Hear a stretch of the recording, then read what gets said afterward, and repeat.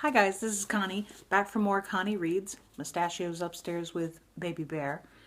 Now I can actually get this done without having to edit it. But Connie Reads The Giver. We're on chapter 11.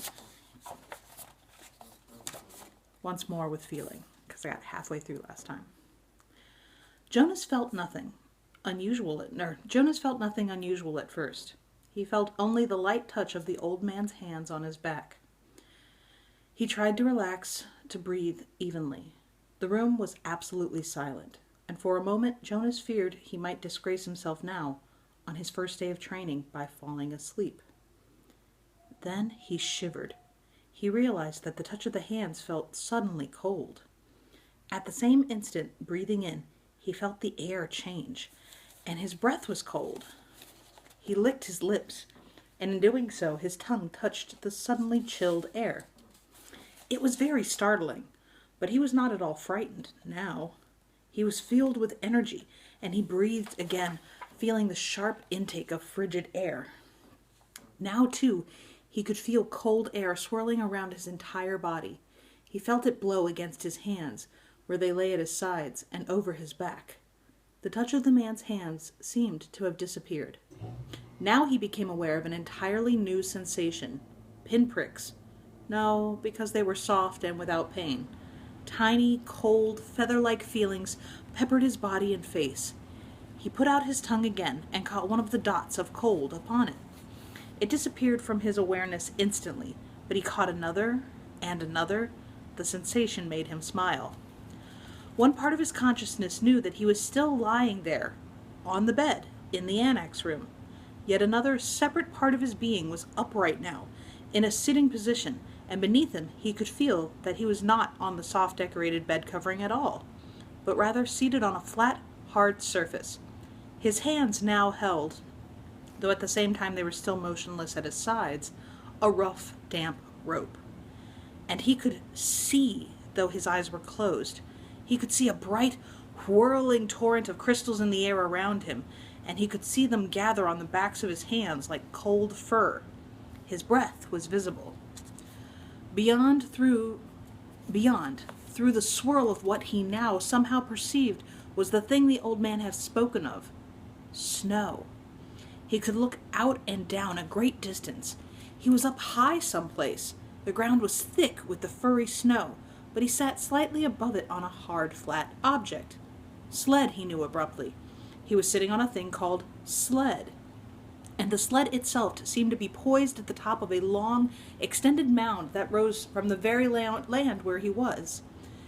As he thought the word mound, his new consciousness told him, hill.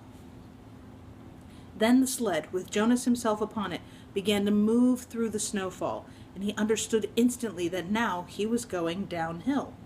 No voice made an explanation. The experience explained itself to him.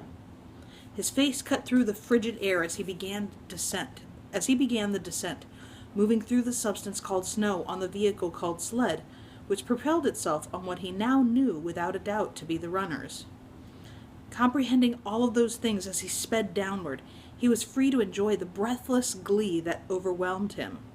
The speed, the clear, cold air, the total silence, the feeling of balance and excitement and peace. Then, as the angle of incline lessened, as the mound, the hill, flattened, nearing the bottom, the sled's forward motion slowed. The snow was piled now around it, and he pushed with his body, moving it forward, not wanting the exhilarating ride to end. Finally, the obstruction of the piled snow was too much for the thin runners of the sled, and he came to a stop. He sat there for a moment, panting, holding up the rope in his cold hands. Tentatively, he opened his eyes. Not his Snow Hill sled eyes, for they had been open throughout the strange ride. He opened his ordinary eyes, and saw that he was still on the bed, that he had not moved at all. The old man, still beside the bed, was watching him. "How do you feel?" he asked. Jonas sat up and tried to answer honestly. "Surprised," he said after a moment. The old man wiped his forehead with his sleeve. "Phew," he said, "it was exhausting. But even transmitting that tiny memory to you, I think it lightened me just a little." Do you mean, you did say I could ask questions? The man nodded, encouraging his question. Do you mean that now you don't have the memory of it? Of that ride on the sled anymore? That's right. A little weight off this old body. But it was so much fun, and now you don't have it anymore. I took it from you. But the old man laughed. All I gave you was one ride on one sled, in one snow, on one hill. I have a whole world of them in my memory. I could give them to you one by one 1,000 times, and there would still be more. Are you saying that I mean we could do it again? Jonas asked. I'd really like to. I think I could steer by pulling the rope. I didn't try this time, but it was because it was so new. The old man, laughing, shook his head. Maybe another day for a treat, but there's no time really to just play. I only wanted to begin by showing you how it works. Now, he said, turning businesslike, lie back down. I want to... Jonas did. He was eager for whatever experience would come next, but he had suddenly so many questions. Why don't we have snow and sleds and hills, he asked. And when did we... In the past? Did my parents have sleds when they were young? Did you? The old man shrugged and gave a short laugh. No, he told Jonas. It was a very distant memory. That's why it was so exhausting. I had to tug it forward from many generations back. It was given to me when I was the new receiver, and the previous receiver had to pull it through a long time period too. But what happened to those things? Snow and the rest of it? Climate control. Snow made growing food difficult, limited the agricultural periods, and unpredictable weather made transportation almost impossible at times. It wasn't a practical thing, so it became obsolete when we went to sameness. And hills too, he added. They made conveyance of goods unwieldingly. Trucks, buses slowed them down. So he waved his hand as if a gesture had caused hills to disappear. Sameness, he concluded. Jonas frowned. I wish we had those things still, just now and then. The old man smiled. So do I, he said. But that choice is not ours. But sir, Jonas suggested, since you have so much power, the man corrected him. Honor, he said firmly. I have great honor. So will you. But you will find that that is not the same as power. Lie quietly now. Since we've entered into the topic of climate, let me give you something else. And this time, I'm not going to tell you the name of it because I want you to test the receiving. You should be able to perceive the name without being told. I gave away snow and sled and downhill and runners by telling them to you in advance. Without being instructed, Jonas closed his eyes again. He felt the hands on his back again. He waited. Now it came more quickly, the feelings. This time, his hands didn't become cold, but instead began to feel warm on his body. They moistened a little. The warmth spread, extending across his shoulders, up his neck, onto the side of his face. He could feel it through his clothed parts too, a pleasant, all-over sensation, and when he licked his lips this time, the air was hot and heavy. He didn't move. There was no sled. His posture didn't change. He was simply alone someplace, out of doors, lying down, and the warmth came from far above. It was not as exciting as the ride through the snowy air, but it was pleasurable and comforting.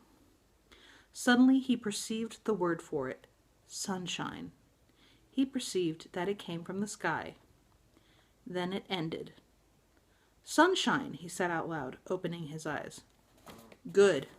You did get the word. That makes my job easier. Not so much explaining. And it came from the sky. That's right, the old man said. Just the way it used to. Before sameness, before climate control, Jonas added. The man laughed. You receive well and learn quickly. I'm very pleased with you. That's enough for today, I think. We're off to a good start. There was a question bothering Jonas. Sir, he said, The chief elder told me. She told everyone, and you told me, too, that it would be painful. So I was a little scared, but it didn't hurt at all. I really enjoyed it. He looked quizzically at the old man. The man sighed. I started you with memories of pleasure. My previous failure gave me the wisdom to do that. He took a few deep breaths. Jonas, he said, it will be painful, but it need not be painful yet. I'm brave. I really am. Jonas sat up a little straighter. The old man looked at him for a moment. He smiled. I can see that, he said. Well, since you asked the question, I think I have enough energy for one more transmission. Lie down once more. This will be the last today. Jonas obeyed cheerfully. He closed his eyes, waiting, and felt the hands again. Then he felt the warmth again, the sunshine again, coming from the sky of his other consciousness that was so new to him. This time, as he lay basking in the wonderful warmth, he felt the passage of time. His real self was aware that it was only a minute or two, but his other memory-receiving self felt hours pass in the sun.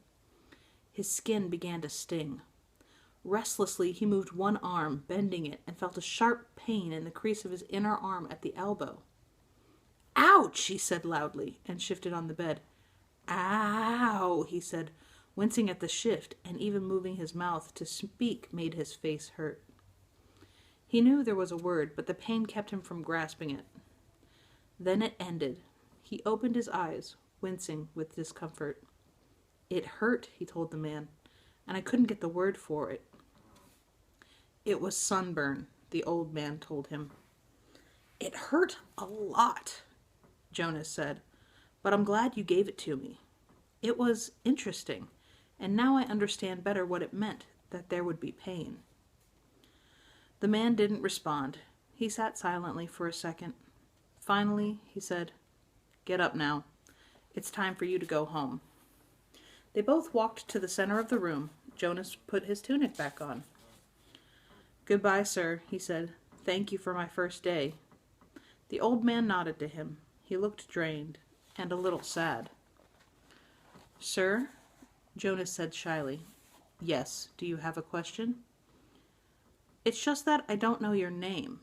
I thought you were the receiver, but you say that now I'm the receiver, so I don't know what to call you. The man had sat back down in the comfortable upholstered chair. He moved his shoulders around as if to ease away an aching sensation. He seemed terribly weary. Call me the giver, he told Jonas.